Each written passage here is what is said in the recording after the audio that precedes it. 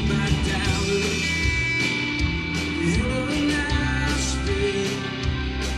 What you got in store for me now? Hello Spotlight. Compound Lane.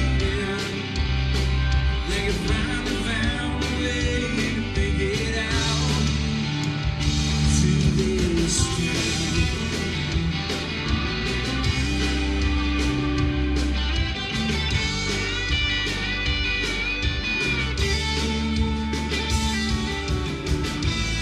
You finally hit another now. Feels like I'm gonna drown. If I'm not down the road tomorrow, it's a goodbye Nashville. Hello Dallas. It sure is good to see you right now. You're a goodbye Spotlight. Guess it paid, yeah. But I found a way to make it out with this town.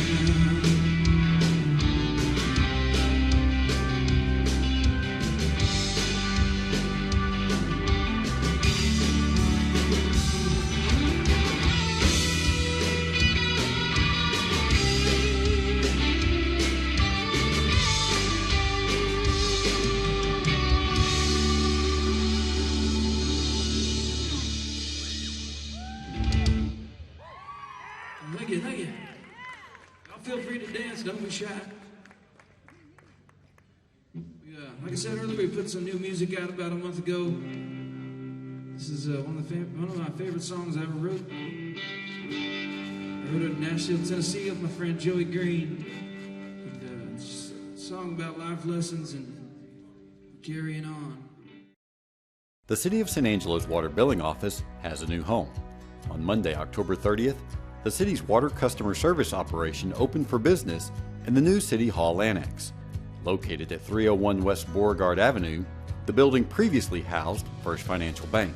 The new location offers more space and greater privacy for water customers to conduct business. That includes paying bills, starting or stopping water service, and speaking with service representatives about their accounts. Well, it provides so much more space, privacy, which is really a big thing for customers.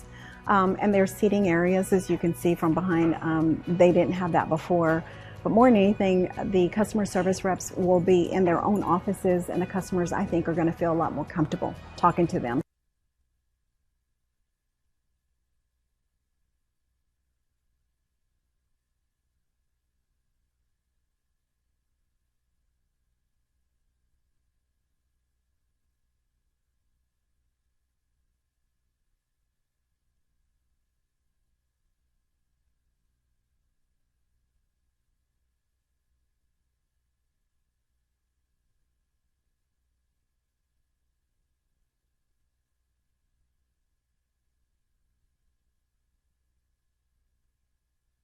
Ask that everyone sit down, and so we can call this meeting to order. It's 8:30 a.m. We are missing Tom Thompson. Oh, I know Lane's not. Okay. Darn good thing we didn't need to.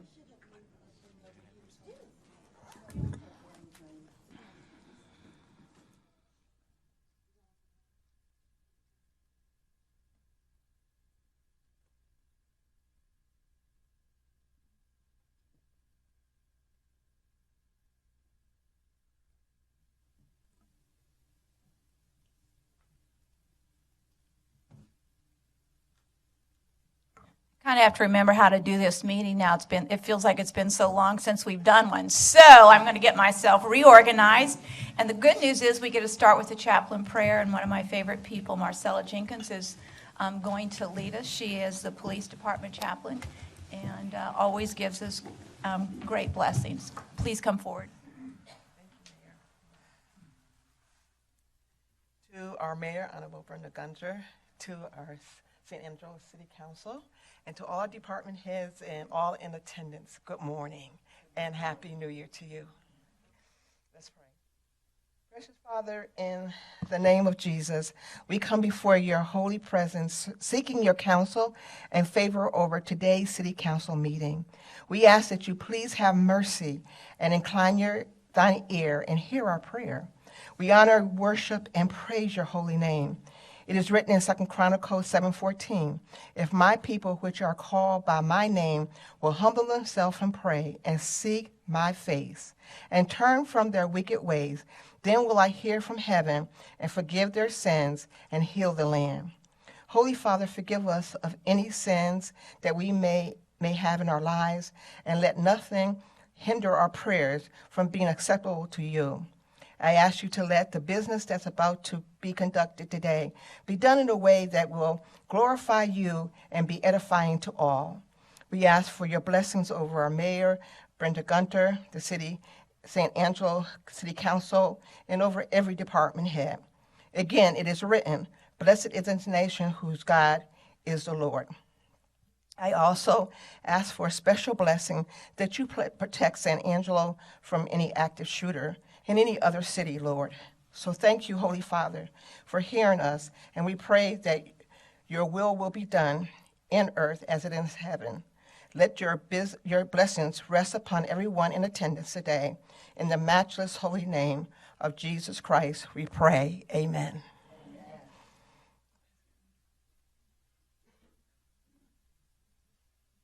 And today we have Callum Bucher, who is the first grade in Wall, and he's going to help lead us in prayers today. You ready to go? I mean, I said it's hard to get back into the system. You want to do a prayer or a pledge? Okay.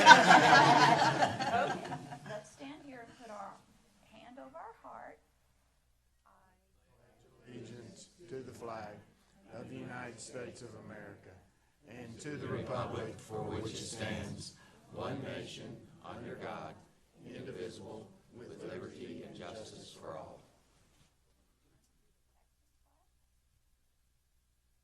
Honor the Texas flag.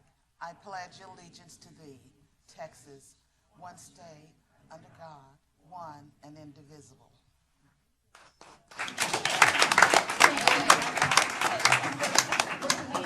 See, you wore my same color today. You knew we were going to get photographed. Perfect. Thank you. Oh, gracious. I know that we have a lot of school board members here in the audience today, so if you would come forward as we read this proclamation on the School Board Recognition Month. Carl, and your group, would you like to come forward? Carl, come up here. You've been called to the front of the room by the mayor on top of it.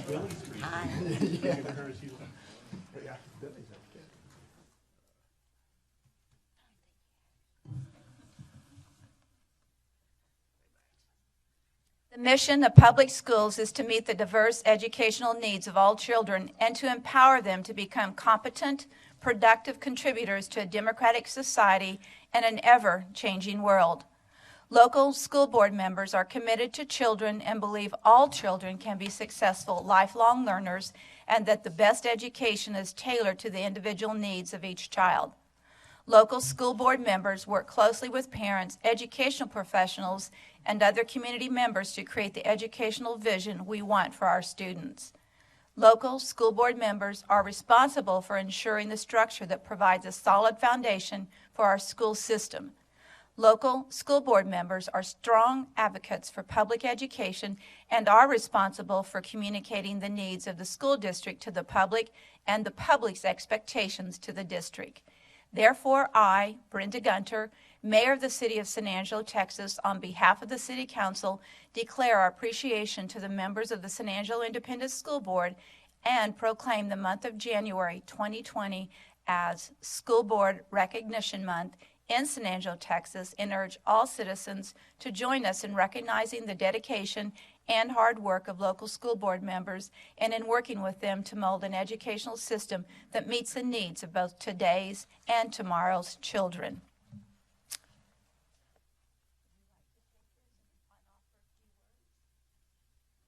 I was running, so I'll offer a few words.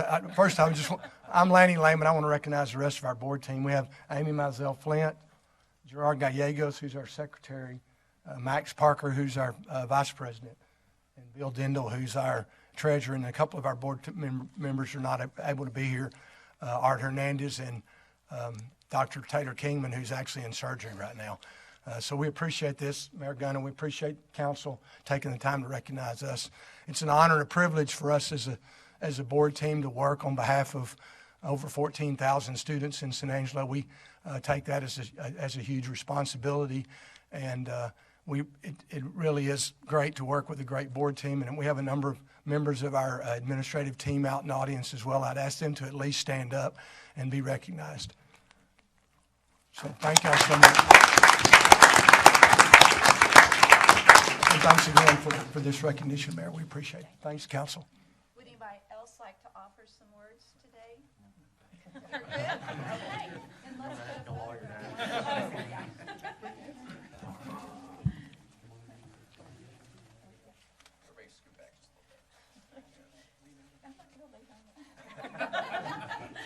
Oh, I can't believe you.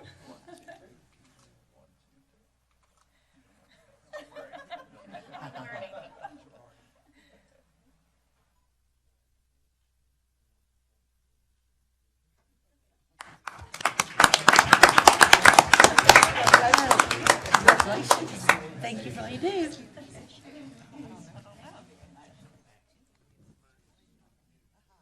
Bless you. Happy New Year.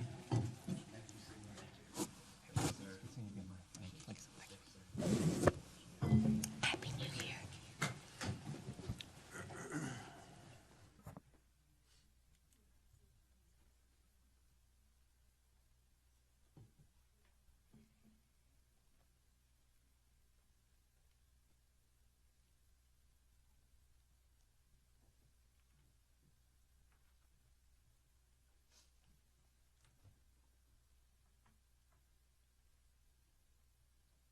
We will now move into public comment. Anyone who comes forward, please state your name and address or SMD. Each citizen can speak just once per item unless asked to comment by council. Public comment will be 3 minutes unless extended by council, and a proponent or opponent has 5 minutes unless extended by council.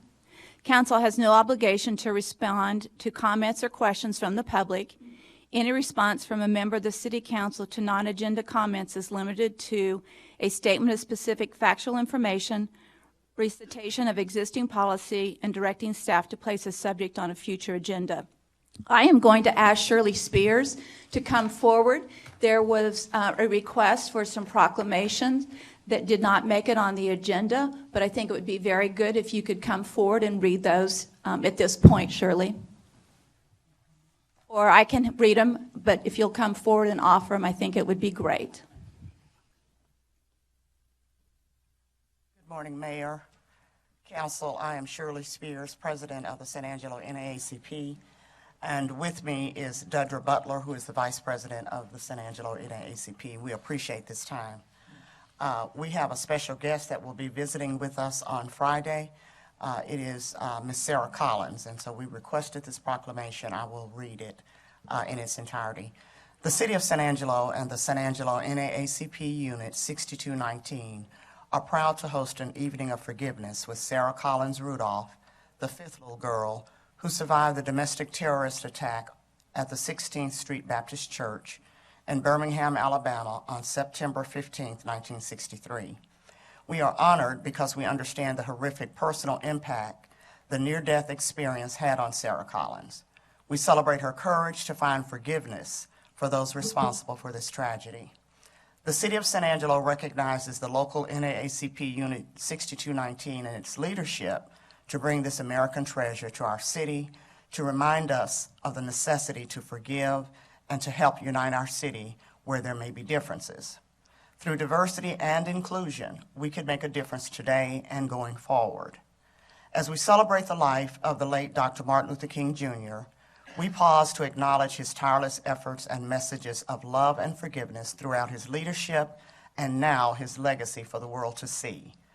Therefore, I, Brenda Gunter, Mayor of the City of San Angelo, Texas. You're On doing behalf great. of the City Council, proclaim Friday, January 10th, 2020 as Sarah Collins Rudolph, the Fifth Little Girl Day in San Angelo, Texas, and to urge all citizens to join us in recognizing and celebrating the impact forgiveness can have on our society. Thank you very much. Thank you, Shirley. And it was And nice to Dedra. meet the mayor.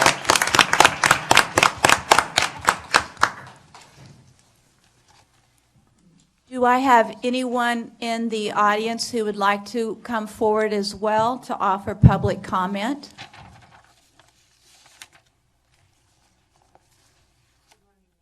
Good morning. Councilman. My name is Cheryl Salto. I've been a resident of San Angelo most of my life, except when I moved to Austin for about a 12-year period. I spent my life in nursing, but now I'm retired and disabled.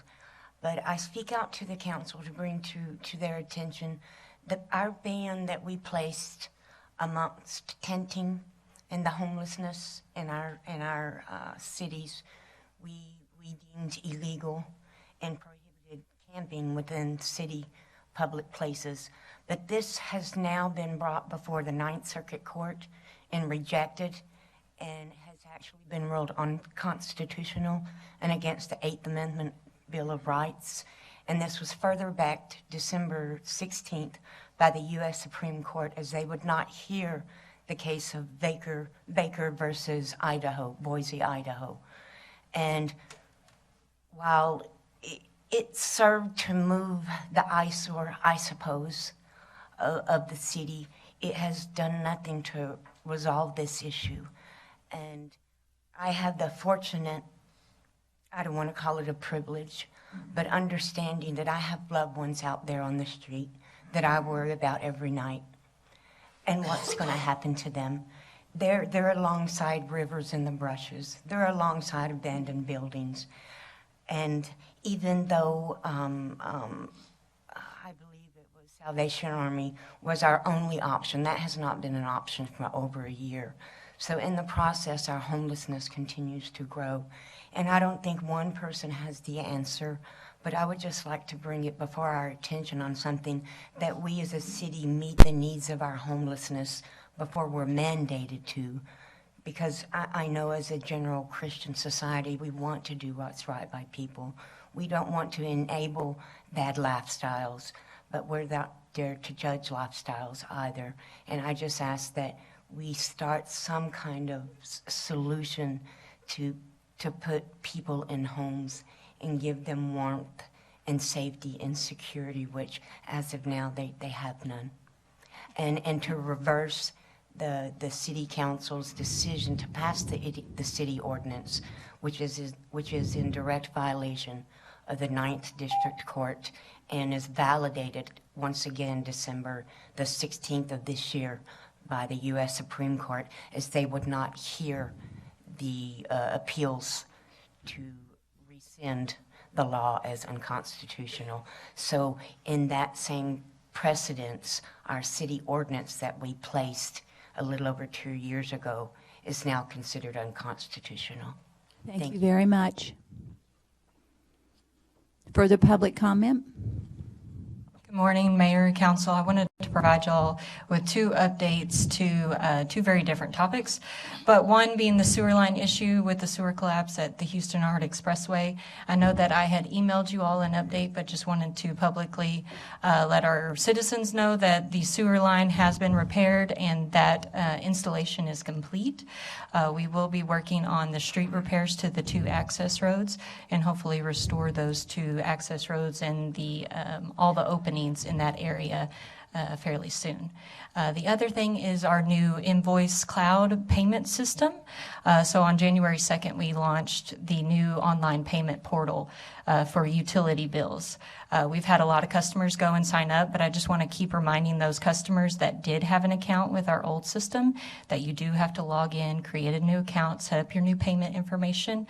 And if you were set up on bank drafts, you would also need to make sure to go in and register as an account.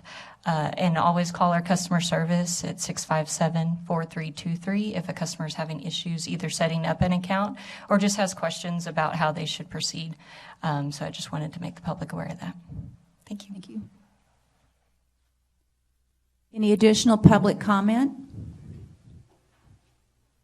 If not, we will close the section of the agenda for public comment, and we will move into the consent agenda. To start with, let me just say that we are pulling item J from the consent agenda.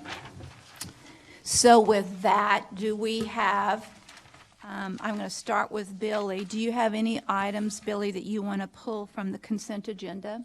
No, I do not. Okay. Lucy? F and G. F and G. Harry? Item B, only because we've changed it since we put this, the original agenda out, and we have somebody in the city, in the council, in the chamber that wants to adjust it. Tommy? Okay. With that, do I have a motion to approve item A, B, C, D, E, H, and I? Billy, would you make that motion? I think you said B in there, Mayor. Not B. B. Oh, who's, Harry pulled.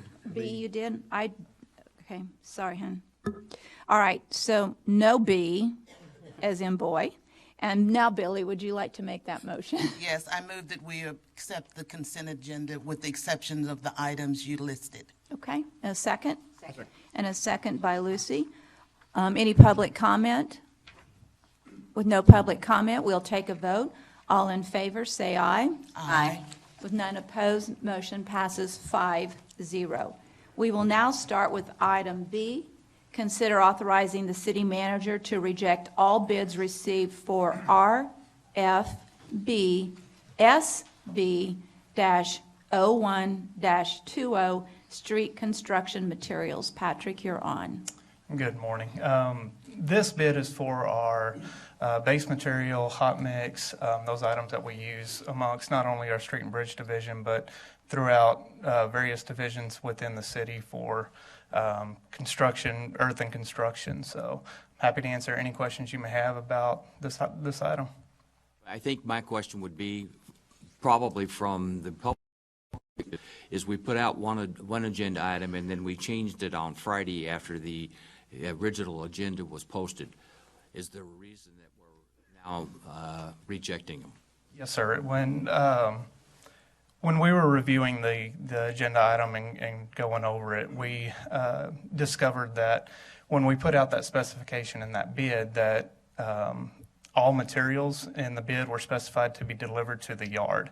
So the respondents only gave pricing for a delivered materials price. The majority of our operations call for us to go pick up the material from their plant. So we didn't have any pricing for that material, for a material only pricing. The pricing that we got in response was for materials and delivery. So we needed to simply reject the bid in order to include both of those different pricing structures in the next bid. So that'll be going out here shortly, probably this week as a rebid. Public to understand exactly why we're rejecting a bid. So Would you like to make a motion to pass that then, Harry? I move to approve as presented. And is there a second? A second by Tommy. Any public comment? With no public comment, we'll take a vote. All in favor of approving item B, say aye. Aye. With none opposed, item B passes 5-0. We will go to item F, consider the Bradford Storm Recovery Project to address storm damage to residential structures funded through the Costa DC Affordable Housing Assistance Program. Bob, you're on. Yes, Council. Well, basically, this is an administrative handoff. On September the 4th, Council approved the funds for Bradford using the Costa DC funds, but we had to wait for 60 days for a comment period. So in November, when we were ready to start, turned out to be a little bit more efficient to move the funds into our account. That means the city's account, so my staff could take action. Back then, at the time, we assessed 3 new reconstructions and about 12, a dozen or so of major rehabs. Those needs are still there. So it's really, that's basically, we're waiting for the approval so we can start our projects. Lucy, do you have a question? No question. I just wanted it to be a reminder to the residents in the Bradford area. Thank you. All right. Do I have a motion for approval then, Lucy? I move to approve as presented. A second by Tommy. And any public comment? With no public comment, we'll take a vote. All in favor, say aye. Aye. Motion passes 5-0. Then item G, consider resolution approving the fee schedule for animal services deceased animal pickup. Morgan, you're on. Thank you, Mayor, Council. What's before you today is the resolution to actually put into law what was discussed and requested last council meeting. So on December 17th, there was the request to waive the fee or reduce the fee to $0 for the pickup of wildlife on private property. And so that is what is before you today in the resolution. Morgan, what I wanted to ask you was, as far as domestic animals, are we talking about the residents that have their pets that pass away, or what are we talking about when you say that? That's No, gonna so be a what charge we of talked about $25. last time is, I guess certainly that could be an option. So domestic animals would be livestock, cats, dogs, pets. And so what we discussed last time was I very rarely get a call for someone, for me to pick up their own pet. It's generally an unowned animal. And so we talked about last time making that distinction between domestic and wildlife. And the feedback at that time was to still levy the fee for domestic animals, but to waive the fee for wildlife. Right, so the $25 fee that will stay in effect, what is that about? What is the public going to know about that fee when For they the call? pickup of domestic animals on private property. So let's say that my dog goes over to, or a cat. Dies in my yard. Yeah, is in my yard and he dies, and I pick up the phone and go, hey, there's a cat in my yard and he's not mine. Can you come pick him up? Would I be charged $25? Yes, that is what was directed at last meeting, but certainly if you wanted to make changes, you could make your motion in that way to make the fee just $0 for all deceased carcass pickup. I think it was Councilmember Thomas actually who said there's an expectation from the public that wildlife would be picked up at no charge when we asked for that clarification. Right. So, And but it's certainly this council's perspective to do whatever you feel is comfortable. I'm just thinking about the people that are disabled or the elderly that do have a cat or whatever animal comes to their yard and they can't go out there and take care of it and they call you and they do not have $25 to pay. That's what I'm thinking about. That's where I'm going with this. It's hard to make an ordinance that covers 100% of every situation that occurs in life, and I think I believe we've moved forward pretty aggressively and correctly to charge no $25 for any wildlife. How often do we get phone calls that would in fact apply, as Lucy has given the example? For someone on a fixed income, it certainly is the minority. Sorry, what did you say? For citizens on a fixed income requesting this service, it certainly is a minority. Our software doesn't track calls for service in that way, so I couldn't speak to an exact number, but it's certainly few and far between. And we would advise when we do encounter those citizens and they are unable or don't wish to pay the fee, we say, well, who rolls your trash cans out for you weekly? Who mows your grass for you? Who's doing those kind of services for you? And in general, they have someone that is tending their business on their property and would take care of that as well. Any other questions from council? I'd like to Harry? make a comment. Thank you, Mayor. I'd like to make a comment and say thank you to Animal Control because I know I've gotten several phone calls since we made the decision that we were going to go away from the zero fee for picking up the wildlife. And it's making a difference in San Angelo when we get these dead animals out of the street and off of people's properties. And I want to say thank you. And I know it takes staff time to do this, but the bottom line is in the long run, it's the right thing to do. So thank you. Do I have any further questions from council? Do I have a motion to approve item G as presented? So moved. Oh, second. Any public comment? With no public comment, we'll take a vote. All in favor, say aye. Aye. None opposed, motion passes 5-0. Thank you. with that, I believe we have concluded the consent agenda, and we will move on to the regular agenda. And comments regarding items on the regular agenda may be made by the public when each item is discussed as outlined above. Applicants, proponents, and appellants are expected from the time limit above, and instead must limit their remarks to less than 5 minutes. So we'll start with item A, public hearing and first reading of an ordinance amending Chapter 9, Article 9.01, Parks and Lakes of the Code of Ordinances of the City of San Angelo. Carl? Yes, good morning, Mayor and City Council. I'm starting to feel like an old-timer because I've been here almost 20 years, and Shane Kelton, another old-timer, and I have been working towards a revision of Chapter 9 for at least 15 years, and it kind of feels like a dream to reach this point where we actually bring it to City Council for consideration. Working well, with, when you say things like that, you leave yourself wide open for. I'm a target. Go ahead. We worked with two previous. We worked with two previous city attorneys to try to make some progress on it, and working with our current city attorney, Teresa James, who took it to heart to work on this revision, as she does everything she takes to heart, and she working with us, operations, the police department, and water utilities, we got it done. So we're bringing it to you for consideration. So first of all, if I could just present everything, if you have any questions, I'll address them. This proposed ordinance first provides updates to ordinances mostly written in 1959.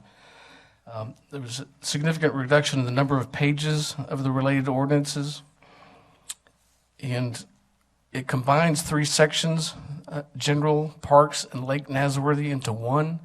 It removes redundancies, improves efficiency of language, provides for general updates, and again has been reviewed by the city attorney, the police department, operations, water utilities, and parks and recreation. Some of the key provisions: it moves the supervision of the lake patrol from public works and provides it under the police department. Deletes provisions that are duplicated in state law or the code of ordinances, including provisions related to traffic control, animals, sewage disposal, garbage collection, junk vehicles, nuisance, and abatement. Removes references to non-existent lake board and delegates those authorities as appropriate. These duties included removal of fixed and floating structures at the lake, approval of livestock and fowl, and designation of camping areas. Expands restricted areas around the lake and adds a general category of any area marked as authorized personnel only. You want to stop here for a minute, Carl. When it says expands restricted areas, talk to us about that. It includes areas where we don't want public access to gates, dams, access to the gates for the dams. That's what it's talking about. And it has not been previously in the legal documents that says these areas are restricted areas? There were some restricted areas. The four that we've included in this ordinance are the entire length of the earthen embankment and road on the top of Lake Nasworthy Dam, which I believe was always restricted. The Lake Nasworthy gates beyond the buoys, which is a new one, I believe. And then the Lake Nasworthy outlet works. And then we added that general any area marked as authorized personnel only.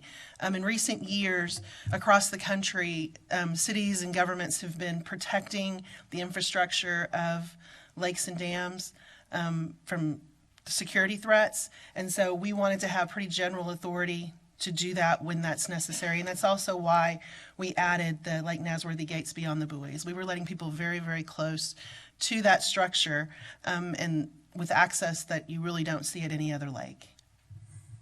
And they will have appropriate signage? Allison can probably speak better to what that plan is, but yes.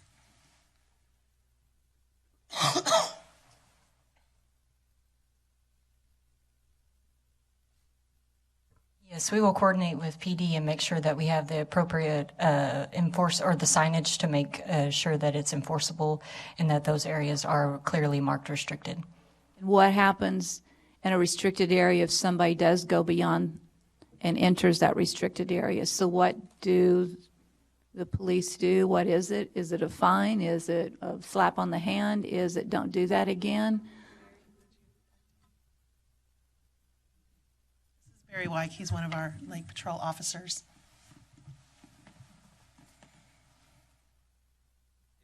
Is found in the restricted area. You want to go ahead and Barry announce? Wyke, Okay, thank you. with the police department. If someone is found in a restricted area, they're currently issued a citation, and it's not a jailable offense. We do already have places that have signage up, and we have been enforcing that for some time. We have been enforcing. Yes. The current restricted areas, yes. So once they get the first citation, what happens? And they're caught again doing it. They'll receive another citation. And then the third time? They'll receive another citation. And the fourth time? Another citation. So the citation has no behind it. If municipal court, if there are fines, there are other offenses where there are second and third offenses, the fines go up, and I don't know what the fines The fines are the part that one would have to deal with. Yes. Do I have, well, he is up here. Do I have questions from anybody else? Okay, thank you so much. Carl? Oh, yes, Question Billy. for Carl. Yeah, or I'm having maybe him it's come back Allison. up. Yeah. Go ahead. Billy, go ahead. Carl, on that restricted area, does that include not just, trying to deter people who shouldn't be in those areas, but protect people from potential accidents? Are those areas that are accident prone that, we don't want anybody to go in there because they may slip and fall and that sort of thing? Some of these, specifically the outlet works of the Nasworthy Dam, in the event releases were made, obviously we don't want people down there while we release water from the gate works and those type of things. So if that answers your question, we do want to keep people out of those areas for safety reasons. Good, because I was listening to something on the news recently, and someone was suing for millions of dollars because they said a path was not clearly marked, do not enter, that sort of thing. So I'm happy to hear that we're going to have signage to keep people, safe from themselves. Thank you. All right, Carl, continue. I think you were on the Defines Director when I interrupted you and asked you to go back to the restricted areas, so go ahead and continue. The director in the revised ordinances is defined as to be the Director of Parks and Recreation unless otherwise stated. It defines overnight to be between the hours of 10:30 p.m. and 6 a.m. It removes provisions providing for a reward for information related to defacement of property. You know what, excuse me, but go back, please. Go back. Okay, on the defines overnight, so what happens if, let's say, some homeless people or just some other people are found camping overnight there? It could become a civil issue. Maybe you could stay close to the front. Mayor, you're talking about in a restricted area. Yeah. Yeah. Or it doesn't Any area. define it that way. It just says defines overnight. So the question mark is, what does overnight mean? In what areas or not what areas? What does that apply to? As I recall, overnight was in there. We just defined it to be between those hours. But what is overnight? Is that the entire area? Is it in the restricted area? What is it? What's the area that's we're patrolling for overnight? Why is it even mentioned, in other words? Yeah. Right. It's any park property, but the main concern was to have it for where the camping areas are. Is that correct? The paid camping areas, the two parks, were the only two places you can legally camp overnight. You have to have an overnight camping permit, and you can use a day use permit. Once it reaches the overnight hours, that's when the overnight camping permit is required. So people who only have a day permit who are in the park during the overnight hours are in violation of that. And this is in the park areas that allow for day or night parking passes. So Yes, in Spring Creek and Middle Concho parks, the paid parks, there's two uses. There's a day use and a overnight. okay, so anywhere else around the lake? Yes, Teresa. I'd like to, maybe this will help clarify, based on the comment that we had during the public comment period, the ordinance referenced in that comment is a separate section of Chapter 9 that deals with camping on any public property. Right now, that ordinance is suspended because the Salvation Army is closed and there's not enough overnight housing for folks. But the camping that we're talking about here are only like the designated camping areas and places where you're not allowed to stay around the lake, the parking of vehicles, leaving stuff overnight. It's a variety of different situations where overnight is used. We don't want people just leaving their tents up and then coming back the next day, so it's addressed in that situation as well. But the general camping on public property, that's a different section of the code that we're not dealing with today. Okay, Billy, go ahead. But I think when Carl started off, he said general, and then parks, and then Lake Nasworthy. So parks, would that include all parks throughout the city? Or what? So if we're saying overnight hours, 10:30 to 6 a.m., in any parks throughout the city, do we really enforce that? And that may be a question for Carl, because you're Lake Patrol, right? Or are you all the parks? I am specifically Lake Patrol, but in this section, it defines overnight, and I think originally when we were writing it, we were considering the camping on public property as well, but it just defines overnight. So as far as Lake Nasworthy goes, the overnight provision here that we're referring to has to do with the camping portion. You can go to the lake 24 hours a day. You can go to certain places on the lake. You just cannot be in those camping areas in the overnight hours without an overnight permit. And so who checks that? The Lake Patrol. So you go around and knock on doors or knock on tents? No, they have, and they have permits that are supposed to be displayed, which is covered in the ordinance and how they're displayed. And so we just go by, and if we don't see a permit, then yes, we knock on campers, knock on tents. So just for clarification, so I'm sure I understand, when we talk overnight, we're strictly talking about at the lake? Because, okay, well, that's going, for instance, if we have someone at Kirby Park that's there at midnight, right? Do we patrol that and make sure that? That's my issue too, Billy, is where does this apply? Right, Because we're talking about parks. Parks, exactly. The hours were added to clarify, to help the Lake Patrol regarding the camping. But the provision for sleeping overnight had been there and remains in there in the ordinance. So at no park Correct. are they allowed to stay overnight or camp at any of the parks except if they have a permit at Lake Nasworthy that allows them to stay overnight. That's correct. Is that correct? That's correct. So no staying overnight, putting up a tent or a sleeping bag is allowed in any of the parks. Right. That's correct. And that restricting the hours does help us, because if somebody's napping in the park, that's not illegal. But if they stay overnight, then it becomes illegal. In terms of enforcement, it becomes a civil issue. If somebody reports it, then the police can come into play. I can tell you, I mean, I just did a word search on the word overnight in this draft of the ordinance, and there's only 10 instances of it. The first one is leaving up in a park any movable structure overnight or special vehicle.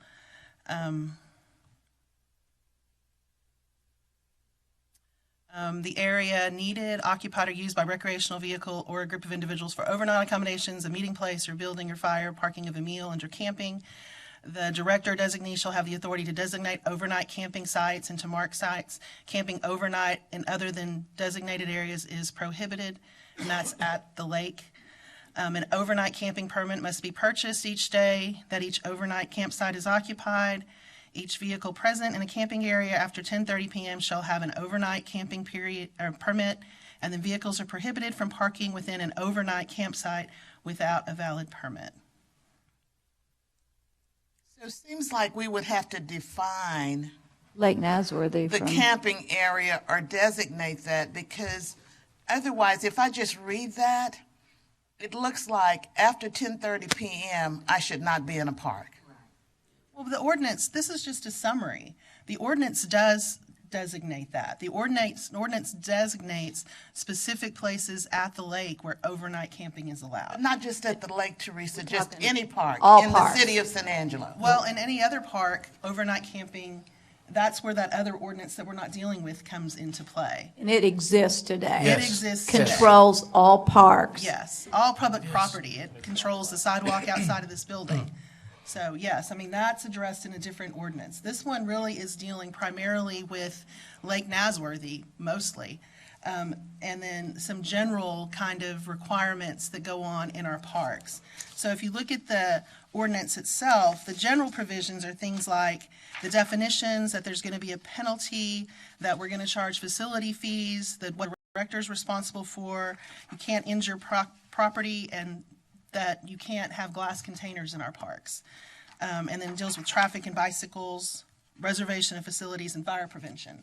The actual parks provision kind of defines certain areas, the first being recreational areas and what the rules are for those, prohibited sales and advertising and signage, and then the exception to that in our parks, skating facilities, the designated dog parks, and then the Lake Nasworthy are all the rules that apply to the lake, because that is a special kind of like public facility that we have out there. So, Well, it becomes confusing because, you know, on the agenda, it specifically says parks and lakes. Right. So as we talk through these things, because it says parks, one has to understand if we're just talking about the park at the lake or the parks in the city.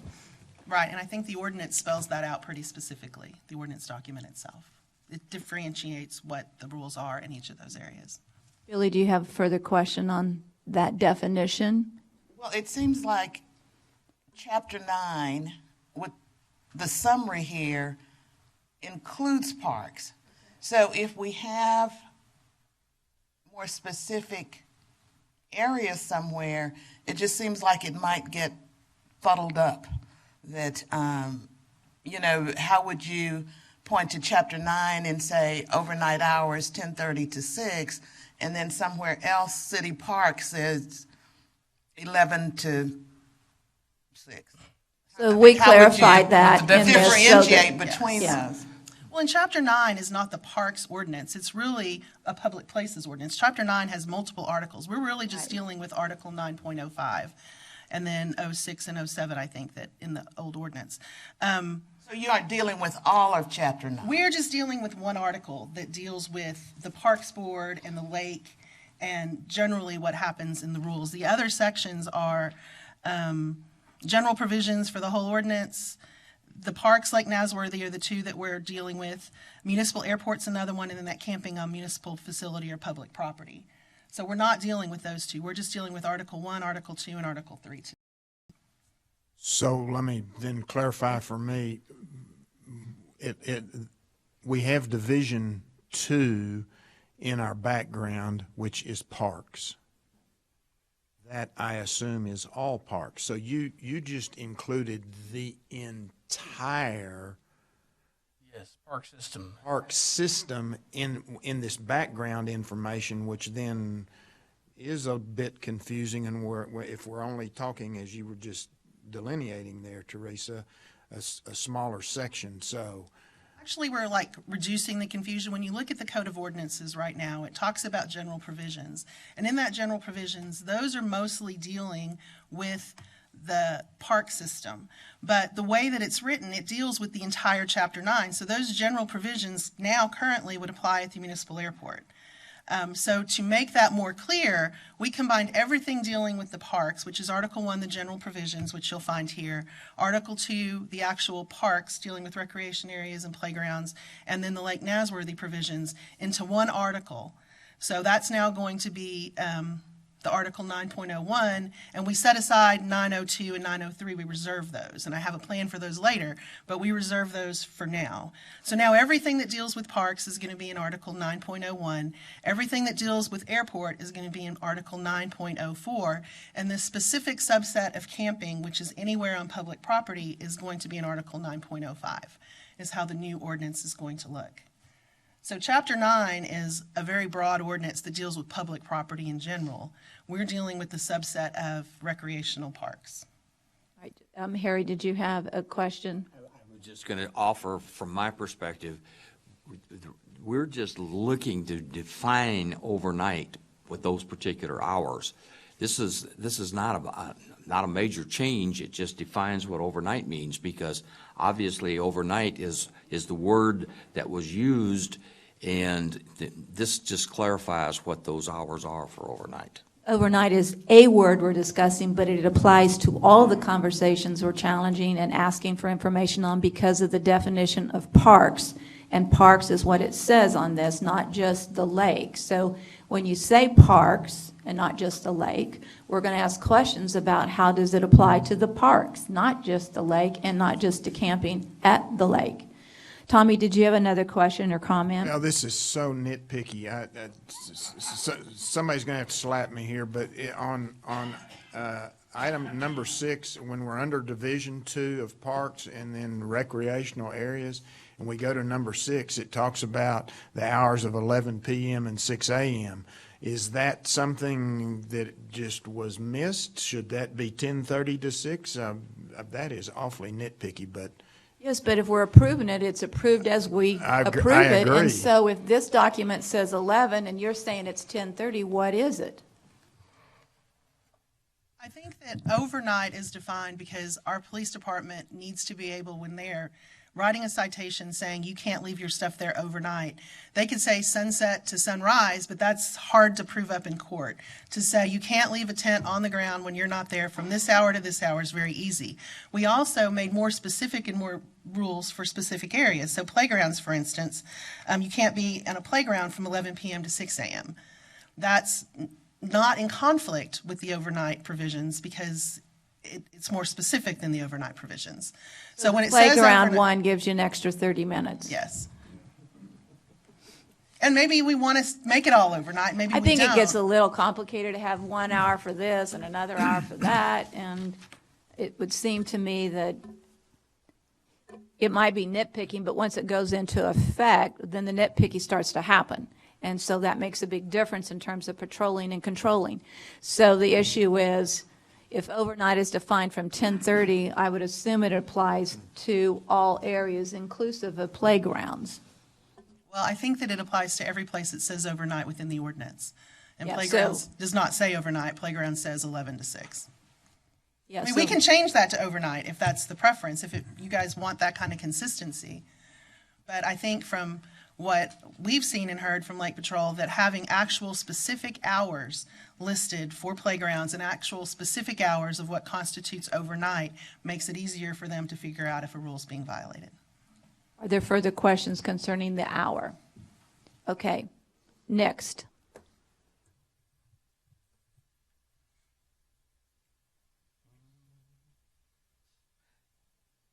It removes the provisions providing for a reward for information related to defacement of property. Modifies the provisions specific. Wait a minute, removes information, reward provisions, what is that? There was a provision in the Code of Ordinances that said that anybody who provides information about the defacement of public property in a park, there's a $50 reward for that. That's not a necessary provision. We can do rewards through Crime Stoppers and other ways. It's not necessary to codify it, nor is it necessary to set it at a specific amount, because based on what has occurred, we might want it to be more than $50. And It's just an unnecessary provision. Okay, and it is $50 today, or we're just adding the new $50 issue? We're removing the reward from the ordinance and leaving it to be done as we normally do reward situations. Okay, question on that, anybody? All right, next. Modifies the provisions specific to food trucks and incorporates those provisions in the general sale of merchandise section, providing that sales can take place in areas designated by the director. As you recall, we had created a new ordinance related to food trucks. Gives the Director of Parks and Recreation limited variance authority related to public special events with the requirements that the variances be in writing and a copy provided to SAPD. Those include the placement of signage related to the event, parking on grass or other prohibited areas related to the event, leaving movable structures or special vehicles overnight outside of designated camping areas related to the event. Does not include the noise ordinance. Those would still have to come to City Council, and any other request for a variance from an ordinance related to that event.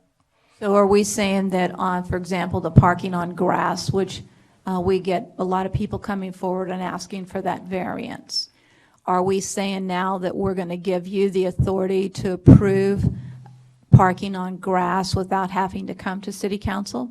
Correct, with the concurrence of the SAPD. And what other item are we giving you authority over? Placement of signage related to the events and placement of special vehicles overnight or movable structures that's related to the event. Simplifies it for people. Yes. That's great. Dunking booth or whatever. Yeah, it's good. Removes references to Twin Buttes properties since they are not within the city limits and are now managed under the TPWD Public Hunting Lands Program. And Yes, Billy. Yeah, who manages the Twin Buttes properties, Carl? It's owned by the Bureau of Reclamation. We're in agreement, the city's in agreement with them to manage those properties. Since 2016, we went into a three-way agreement with the Bureau of Reclamation, TPWD, and the city. The TPWD placed the overlay of the Texas Public Hunting Lands Program onto that, and so the game wardens are actively managing those properties through that program for hunting, fishing, recreational use, and can enforce all the state laws that apply. Texas Parks and Wildlife Department. The TWD. Texas Parks and Wildlife That Department. It's easy for you to say. Exactly. The other issue with Twin Buttes is it's outside of our city limits, so our police department doesn't have jurisdiction out there anyway. So we had a bunch of rules, and we technically, for a long time, we're enforcing laws outside of their jurisdictional authority. So since Parks and Wildlife took it over, we just removed it from this ordinance. So we have no responsibility at Twin Buttes to keep it clean or anything like that? Allison has some responsibilities out there because of it's a water source. Shane? Oh, come Shane. Whoever, who has the information, come forward, please.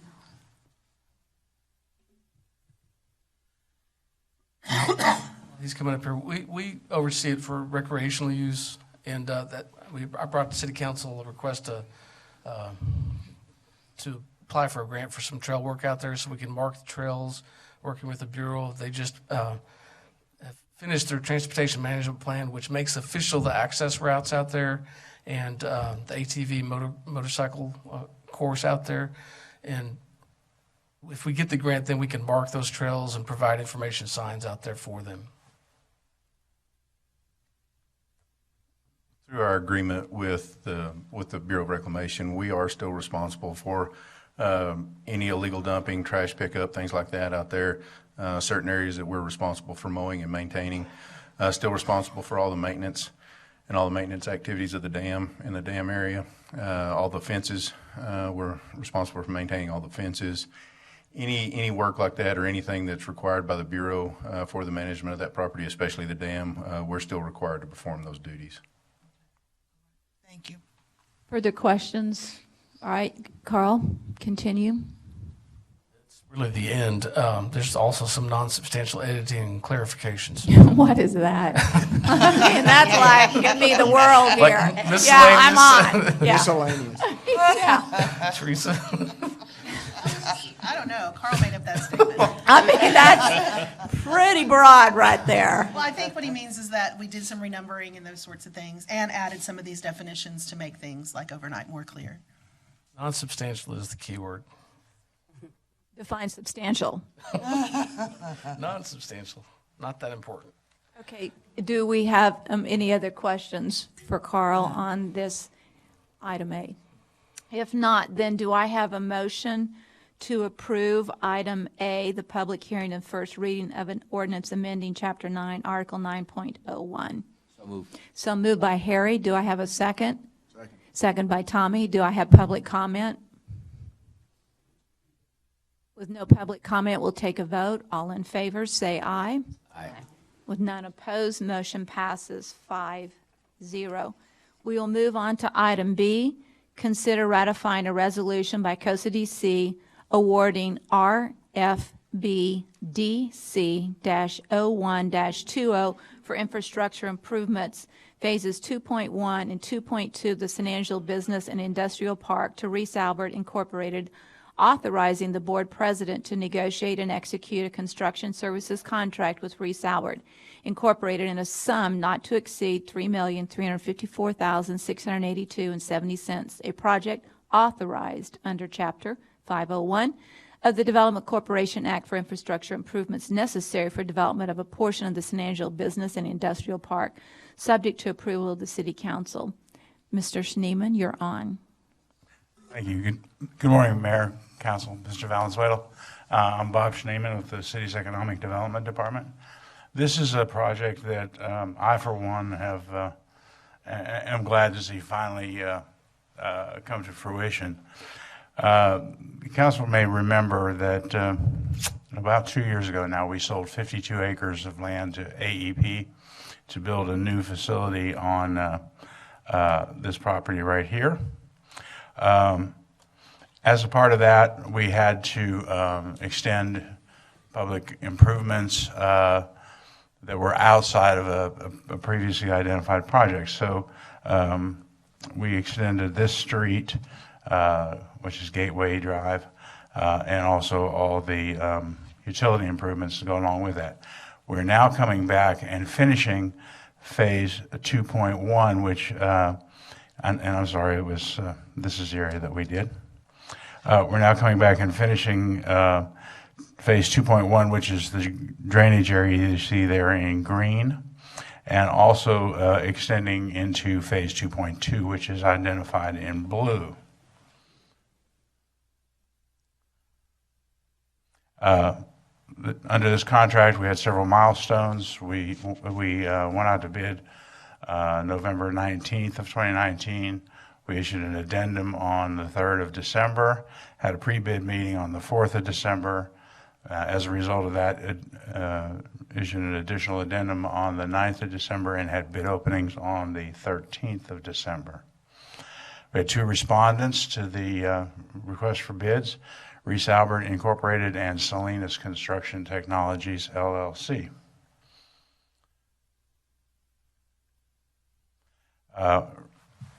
Excuse me.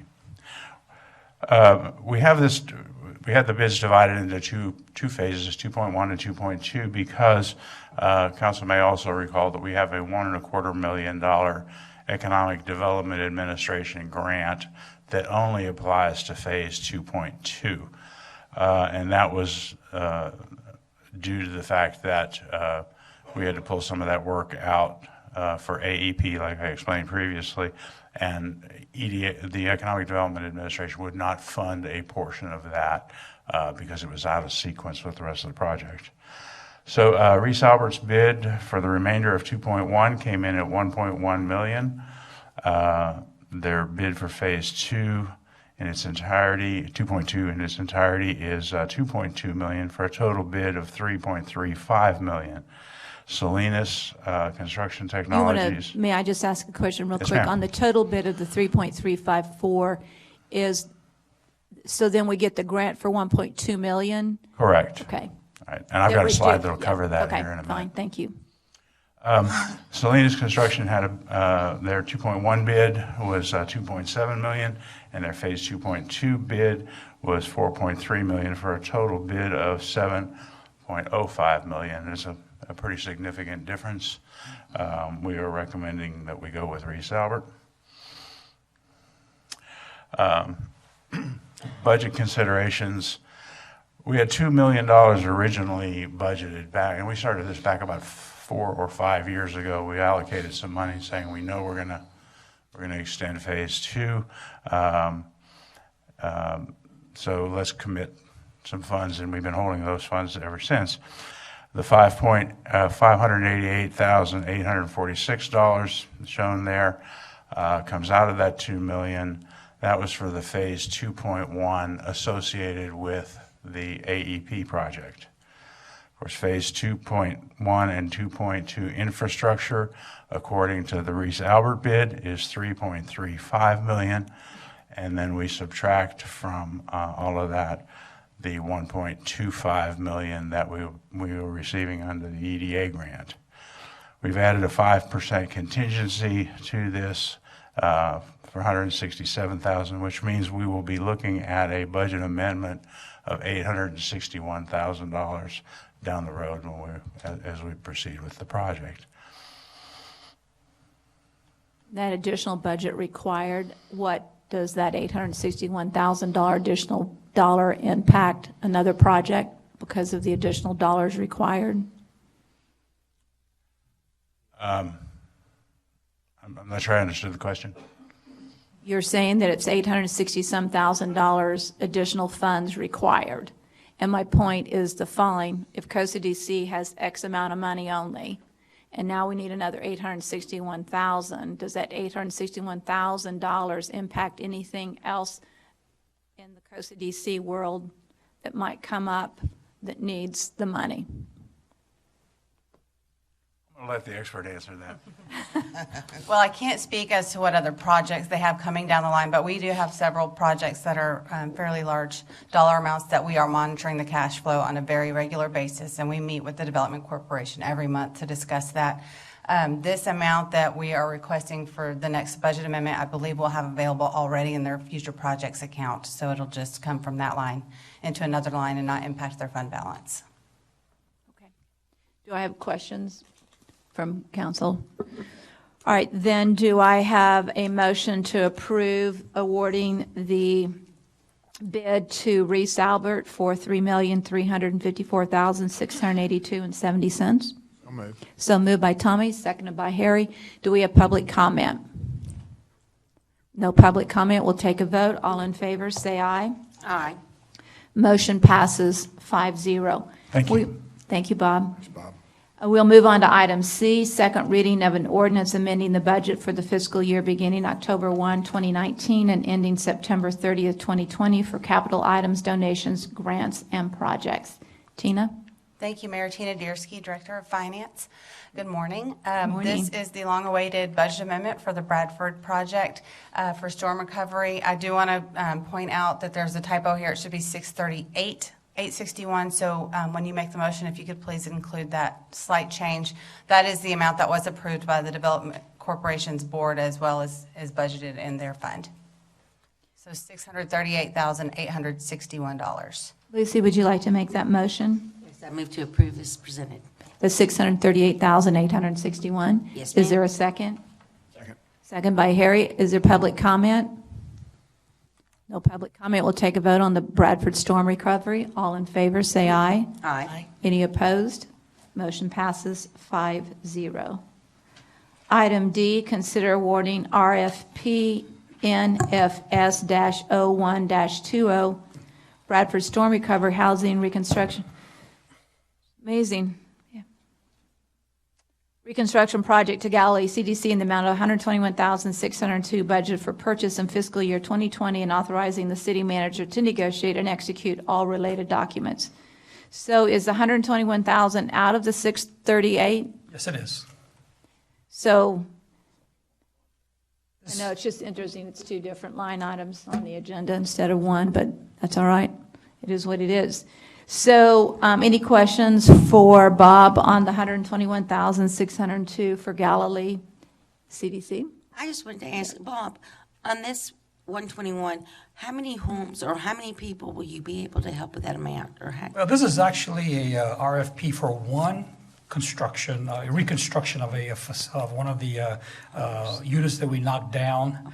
Okay. We have 2 more coming for complete reconstruction. Then we have another 12 that will be rehabilitated.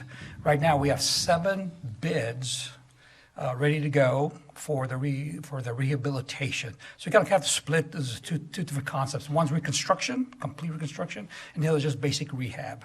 Like I said, we have about 7 so far. We're going to reach about 10 to 12 rehabs and then 3 reconstructions. This is the first of the 3.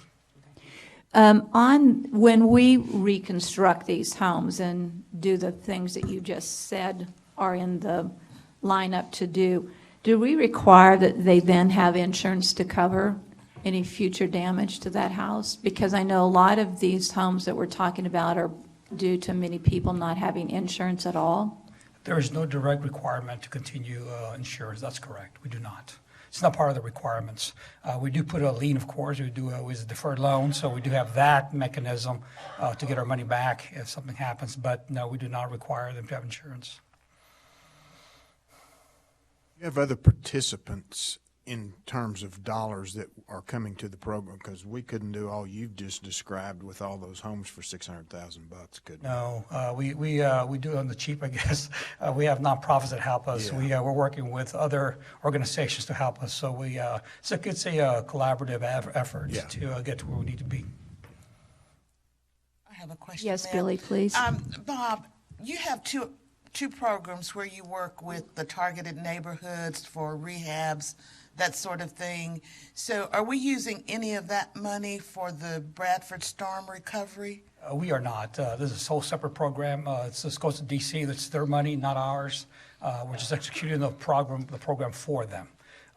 We do have our own, the Blitz. We are going to do in that area, and we've already been advertising. In fact, we had 5 homeowners respond to us. So we're going to combine the Bradford area into our Blitz this year. If someone is not in the Bradford area but has substantial damage to their home, are they considered in this program? If funds available, but I don't think there's going to be any funds available. So basically, in reality, no, we won't have any funds available for that. All the funds are pretty much all earmarked for the Bradford area. The Blitz is strictly also for a specific area. This is the Bradford again. So no, we won't visit. We do have an emergency repair that we can help with sewer lines and electrical problems and those kind of things. But nothing for flooding? No, that's correct. Lucy? I just want to ask, Bob, when is the Blitz project? It's always, we start now, and we usually have it at the last Saturday of April. Of April? Of April, yeah. I believe it's the 26th. I'm not sure, but it's the last Saturday. Would you explain the way that this works for the public? So if we build a new home and someone sells that home within a year after it's completed, what happens? You get that money back. You get the money back? Yes, exactly right. We get all the money back, yes. And then we can reinvest that money into other projects. Do I have further questions? I was just going to move to approve as presented. Okay, a motion, a second by Tommy. Public comment? No public comment. We'll take a vote.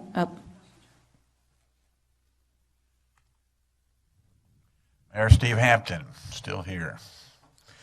I thought that was very no insurance. How about labor? Do they have to contribute labor like some of the housing projects that we're aware of? Do they have to contribute any labor to the cause? I don't have the answer, Bob. If you want to come forward and answer that question. For example, Galilee's does require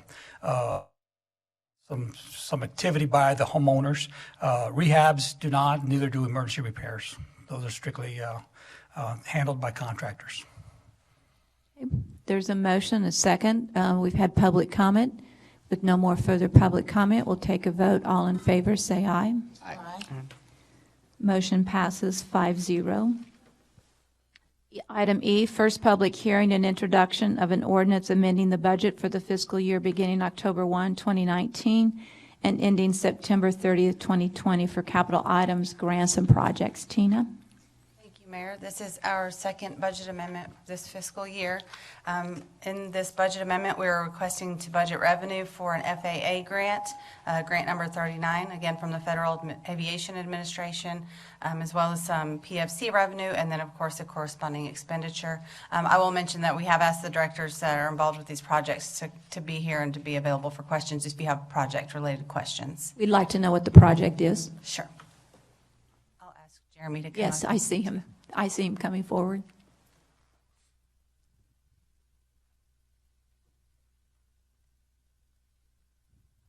Mayor, Good morning. council staff. Jeremy Valgartson representing the airport today. This is the Grant 39. It's the project we actually had to pull the bids. If you remember, it was for the runway rehabilitation project and the ramp rehabilitation project.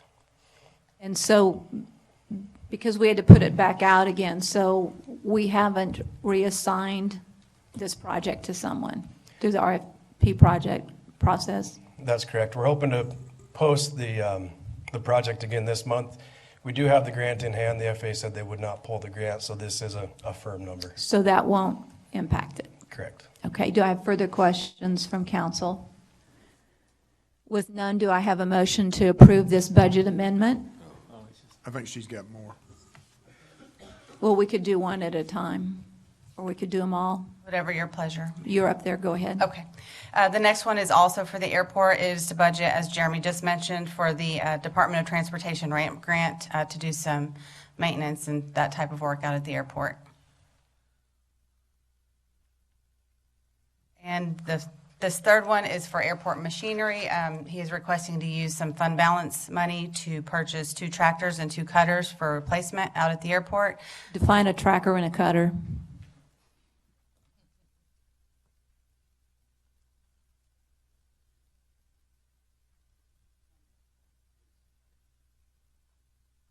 Thank you, Mayor. We're actually looking to just get 1 tractor. We didn't have enough money for 2. We need 3, but we're going to start with Tractor. what can we afford, a tractor. I thought you were a tracker. No, a tractor. A tractor and a cutter. I got it. I know what one of those are. I'm a farm girl, okay? We need a tractor. I'm like, what does a tracker do out there? And we're just looking to improve the appeal and the looks of the airport, both airside and landside. Airside is what we call our side of the fence. Landside is the side the public can see. And a big 20-foot cutter with all the mesquites we have out there would really do some good. Thank you. Gina? Sure of a tractor? I'm like, tracker, and I'm like, what is that? Try to enunciate more Mayor clearly. needs some help. Okay, next we're budgeting for a grant from the Bureau of Reclamation for a new dock at the main ramp in Twin Buttes. Parks grant revenue of $35,000 with a local match of $15,000, again, for Twin Buttes dock. It gets confusing when we say Twin Buttes is outside of the city limit, and yet we are applying for these grants from the city, which is confusing. Just saying. Thank you. You're welcome. I'm sure everyone in the audience is as confused as I am, but I'm going to go with the flow here. Okay, the next amendment is also for a parks grant in the amount of $137,000 with a match of $91,500. That's going to be using the riverbank stabilization funds that you set aside for this fiscal year to leverage with some additional grant revenue. And that's for the North Concho Riverbank Stabilization So Project. the money that we have will take care of all of the high damage and some of the moderate damage river stabilization that needs to be done? It will not take care of all of it. This is, as council asked us to do, is to try and leverage grant dollars to maximize the dollars you set aside for bank stabilization. So we currently have 1 bid that's, you'll see that, I think, at the next council meeting, where we're have a contractor and a design, so they'll do some bank stabilization over near the park's headquarters. This area focuses on an area near downtown, starting at the Johnson Dam and moving back. And so we'll start there because that's where this is specifically for. And then if we have other dollars, we'll continue on. As I think several of you have seen the map, there are several areas along the river headed back toward the sports complex. From There were downtown. 3, I think, maybe 4 that were considered high priority, Yeah. pretty bad situations. So this money will cover 1. The first ones are back toward the Parks Department, and those are under contract. You'll see that award coming at the next council meeting. This is specifically in that area that starts there, and there's some there, and then there's some farther back toward the convention center way. So this will cover that area, and then you allocated additional dollars outside of this that we will start working on. So Al has that bid coming next time. He'll be preparing those next spots, which will come back to you again with, we'll have to bid those out to get a contractor to give us a price on it, since you allocated additional money this past year, at the end of the year. Yeah, I just want to make sure those high priority ones, because they were bad. I want to make sure. Those will be coming to you, and we'll get as far as those funds will let us go. Since his current bid came in, he'll be a little better able to tell how far it will take us. Because on the line items of the medium stabilization projects, there was a huge one for $60,000, which I would assume if we get any rain, some of those that are on the medium list would move up into a high priority list. And I want to make sure we're ahead of the game on that so that we don't wake up with some of the really bad ones we have now. In some areas, as you see those come to you, we'll have to decide, if there's two spots that are fairly close together, do we just do them, or do we just go ahead and do that bank all the way between them? So we'll be making those decisions. But this is an ongoing item that will require attention, as you've done the last 2 years, in the next few years to get it where we need it. Correct. Thank you. All right. Next up is to budget for facility improvements for the Civic Events Fund, that $100,000 that Sid brought to you, I believe, at the last meeting to Right. request the use of the fund balance for that, for those projects that he brought forward. And finally, we are budgeting for a repayment to the Homebuyer Assistance Program of an amount of $10,000. That amount is required to be paid back to them, but was allowed to fall to fund balance in a prior fiscal year, so we're just pulling it back out to make that payment. Is that it? Do I have a motion for approval of all of these budget amendments? Tommy? Second. And seconded by Harry. Any public comment? No public comment. We will take a vote. All in favor, say aye. Aye. Motion passes 5-0. We will now go into our closed session. The executive session under the provision of Government Code Title V, Open Government Ethics, Subtitle A, Open Government, Chapter 551, Open Meetings, Subchapter D, Exceptions to Requirement that meetings be open under the following sections. A, Section 551.0712, consult with attorney when the governmental body seeks the advice of its attorney on a matter in which the duty of the attorney to the governmental body under the Texas disciplinary rules of professional conduct of the State Bar of Texas clearly conflicts with this chapter regarding Ford Ranch. With that, we will return as soon as we have completed the discussion on that item. And so we are adjourned for the closed session. Okay?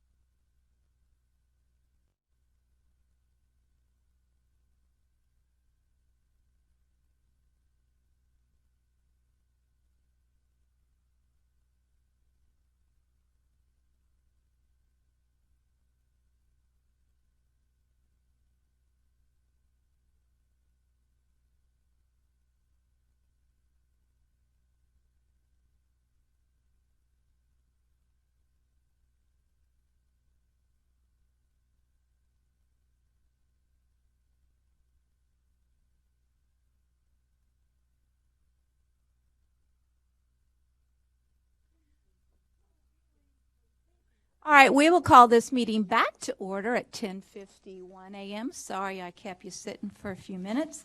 And with that, Billy, would you like to make an announcement? Yes, Mayor. I make a motion to authorize the city manager to negotiate and execute a ranch management contract with Forrest Armkey. Okay, thank you. Second. Do we vote on this, or we just announce it? We vote. Okay, so we got a second. Any public comments? With no public comments, we'll take a vote. All in favor, say aye. Aye. Motion passes 5-0. We will now move into the follow-up and administrative issues. Consider items discussed, which we just did. Consider approving various board nominations, which is the Parks and Recreation Advisory Board, Heidi Meyer Brooks, my appointee to a first full term ending December 2021. Move approval. Thank you. A second by Lucy. All in public comment, all in favor, say aye. Aye.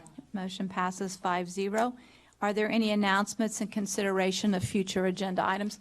One thing I would like an update on is Avenue R, or is it R Street, off of Chadburn, that big hole that still exists. Like, it's been a big hole for a lot of months. I want to know what's going on. Yes, Harry? We approved the contract sometime in December, so according to what I've been told, they plan on starting in January sometime. Well, I need it on an agenda, and I want it presented to the public. Okay. Any so- other items? Okay. Move we adjourn. In a second by, any public comment and controversy over that item? Absolutely not. So we move to adjourn.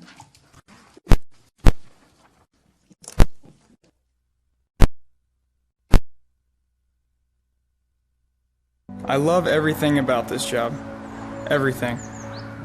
I love that the challenge of each day is different and never routine. I love that I get to confront the craziness in our community, so you don't have to.